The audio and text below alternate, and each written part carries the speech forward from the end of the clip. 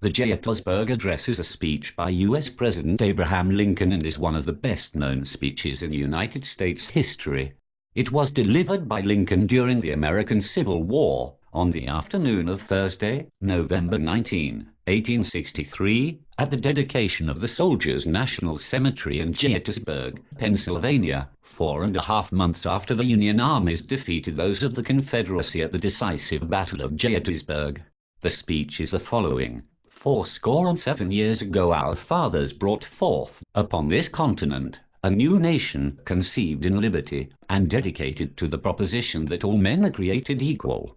Now we are engaged in a great civil war, testing whether that nation, or any nation so conceived, and so dedicated, can long endure. We are met here on a great battlefield of that war. We have come to dedicate a portion of it as a final resting place for those who here gave their lives that that nation might live. It is altogether fitting and proper that we should do this.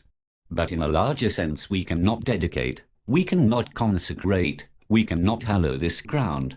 The brave men, living and dead, who struggled here have consecrated it far above our poor power to add or detract. The world will little note, nor long remember, what we say here, but can never forget what they did here.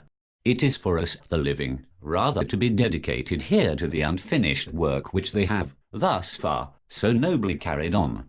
It is rather for us to be here dedicated to the great task remaining before us, that from these honored dead we take increased devotion to that cause for which they here gave the last full measure of devotion, that we here highly resolve that these dead shall not have died in vain, that this nation shall have a new birth of freedom, and that this government of the people, by the people, for the people, shall not perish from the earth.